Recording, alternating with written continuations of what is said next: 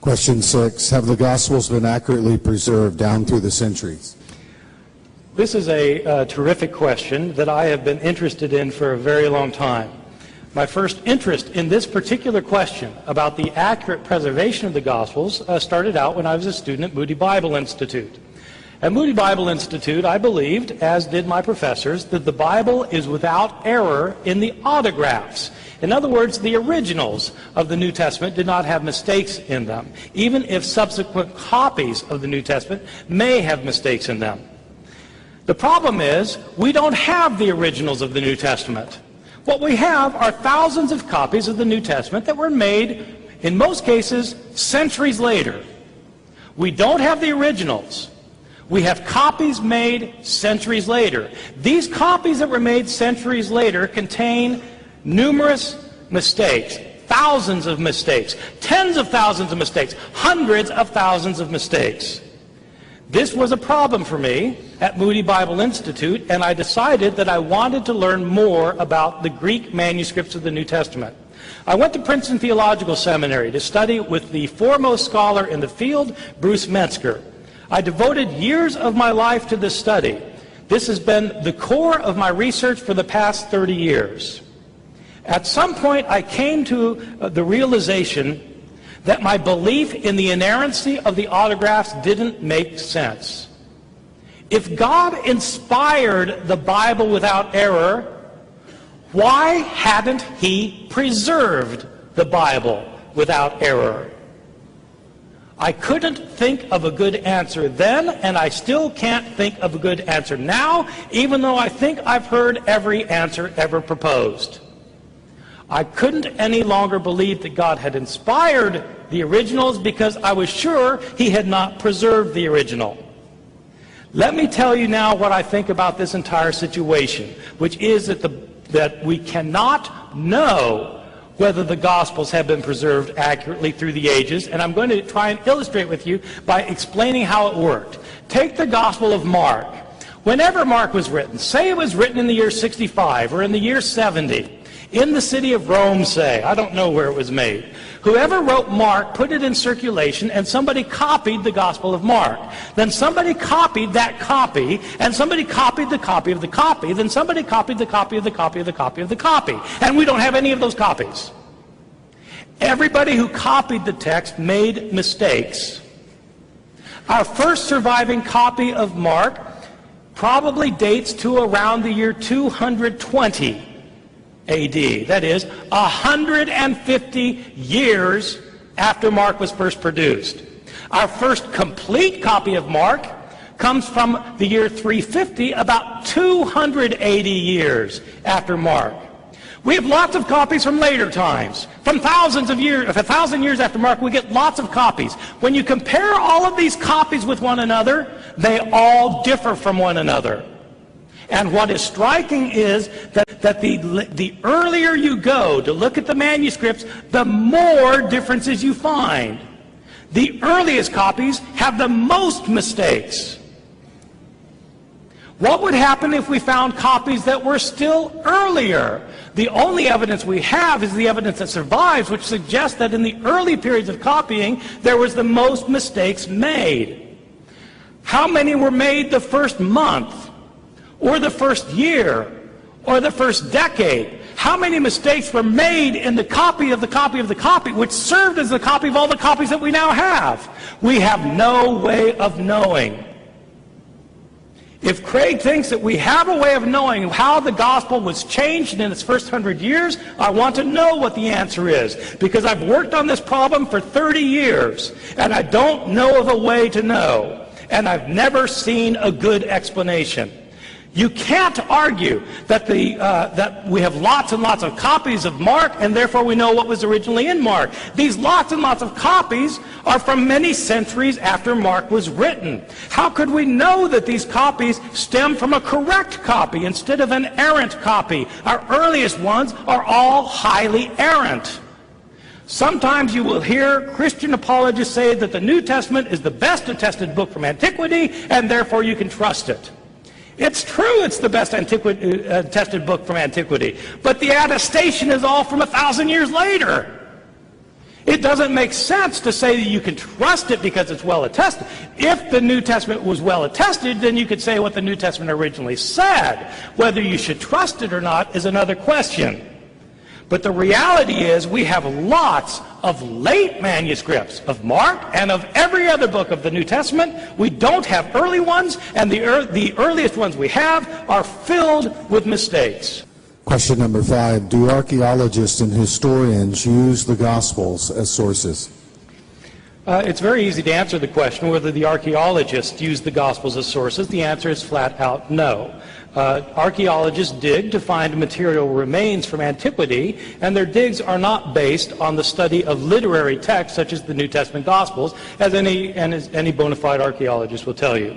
But historians, of course, do use the Gospels as sources, principally as sources for knowing about the life of the historical Jesus. They have to because there are no other sources that are reliable that exist, which leaves us with a problem, since the only sources that do exist are the Gospels, and they're not reliable either.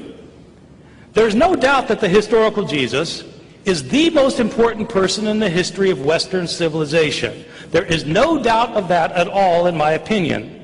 But the unfortunate thing about Jesus is that we have such scanty documentation about his life. Most people don't realize this. But Jesus is never mentioned in any Greek or Roman non-Christian source until 80 years after his death. There is no record of Jesus having lived in these sources. In the entire first Christian century, Jesus is not mentioned by a single Greek or Roman historian, religion scholar, politician, philosopher, or poet. His name never occurs in a single inscription, and it is never found in a single piece of private correspondence. Zero, zip, references. The first time Jesus is mentioned in a Roman source or a Greek source is by the Roman governor of a province of Asia Minor, a governor named Pliny, in the year 112, 80 years after Jesus' death. And even then Pliny doesn't even name him Jesus. He simply refers to his name Christ in passing. That is the only reference within 80 years of Jesus' death. Jesus is mentioned 2 times, very, very briefly, by the Jewish historian Josephus in the year 93, over 60 years after his death, but he's mentioned in no other Jewish source of the first century at all. If you want to know about Jesus, you have to turn to Christian sources. There is no choice. The earliest Christian source is the Apostle Paul.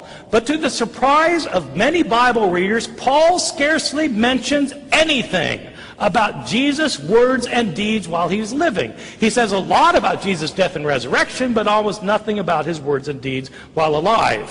Which means if you want to know about the words and deeds of Jesus, the earliest sources are the Gospels. But these are filled, absolutely filled with discrepancies, historical mistakes, errors, contradictions, stories that have been changed and rechanged and changed yet again in the process of telling and retelling before the Gospel writers, living 40, 50, 60 years after Jesus' life, were able to write them down. Craig has said, well, eyewitnesses are still alive, so they'd be able to check the accuracy of the stories being told. I've never understood this argument, even though I've heard it for 40 years.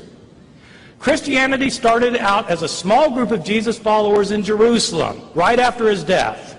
Within 30 years, there were Christian communities that were established throughout many of the urban areas of the Roman Empire. There were Christian churches in Palestine, in Syria, in Asia Minor, what we think of as Turkey, in Greece, in Rome, possibly in northern Africa, almost certainly in Alexandria, Egypt. Hundreds of people were converting. Thousands of people were converting. How did they convert? By people telling them stories about Jesus. Who was telling the stories?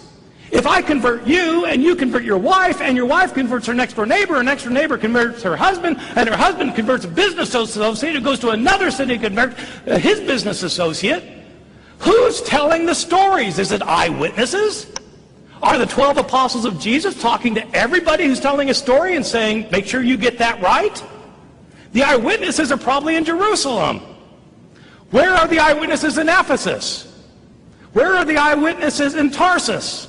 Where are the eyewitnesses in Alexandria? They are not there. The stories are changed and rechanged over the years so that historians have to use these Gospels very carefully and critically because they don't contain eyewitness reports, and we can't assume that what they say is historically accurate. Question number 7, our final question. Do scribal errors and textual variants significantly impact any teaching of Jesus or any important Christian teaching? Let me start by saying that when Craig says that the following view is a view of skeptics, that we don't have the originals, we have only copies, that thousands of copies have thousands and 10,000s of mistakes, when he calls that the view of skeptics, it's true, that is the view of skeptics, and it's the view of non-skeptics. It's the view of every scholar who works in this field, including Craig. Everybody agrees. We don't have the originals, we have thousands of copies, and the thousands of copies have tens, if not hundreds of thousands of differences among them. Are any of these differences important, or are they all fluff? Did Jesus say, "Let the one who is without sin be the first to cast a stone at her"? It's a wonderful and familiar saying of Jesus, but it's based on a scribal variation that is an error. It was not originally in the New Testament Gospels, as Craig has just told us. Did Jesus say, "Neither do I condemn you. Go and sin no more"? Well, does it matter whether Jesus said it or not? Turns out it's only in a textual variant. It was not in the original New Testament. Did Jesus say, "Go into all the world and preach the gospel to the whole creation. He who believes in me and is baptized will be saved, but he who does not will be condemned"? It's found only in a textual variant. These are the signs that will accompany those who believe. In my name they will cast out demons. They will speak in new tongues. They will pick up serpents. And if they drink any deadly thing, it will not hurt them. They will lay their hands on the sick and they will recover. Does it matter if Jesus said it? It certainly matters to the Christian groups in the Appalachian Mountains who practice snake handling as part of their worship services. Did Jesus give the entire Lord's Prayer or just half of it, as in Luke? Does it matter? It depends on which manuscript you read. Or do other textual variants matter? Does it matter whether the doctrine of the Trinity is explicitly taught in the New Testament? The only verse that comes close to teaching it directly is 1 John chapter 5, verses 7 and 8. There are three that bear witness in heaven, the Father, the Word, and the Spirit, and these three are one. Does it matter if that's in the New Testament? Does it matter whether the Gospel of John ever calls Jesus the unique God or not? It's based on a textual variant. Does it matter whether the Gospel of Luke teaches a doctrine of atonement or not? The view that Jesus died for the sake of others. It depends on a textual variant. Does it matter if Jesus was in such agony before his arrest that he sweat blood? It's found in only a single textual variant of the Gospel of Luke. Does it matter that entire words, lines, paragraphs, and pages were left out by some scribes? Does it matter that there are numerous places in the New Testament where scholars cannot decide what the original text said? Does it matter that there are some places where we will never know what the original author said? Does that matter or not? Many evangelical scholars claim that it doesn't matter. But I don't believe them, because these scholars devote their lives to studying the Greek manuscripts. Why would they do that if it doesn't matter? Major evangelical seminaries raise hundreds of thousands of dollars for manuscript projects to study these manuscripts. Why would they do that if it doesn't matter? It does matter. Is the Bible a trustworthy, reliable guide? If so, what if we don't know what it originally said? For some people, these facts don't matter. And if you're one of them, well and good. But if you're someone for whom this does matter, then I would urge you to start reading and start thinking about the Gospels of the New Testament as critical scholars have described them.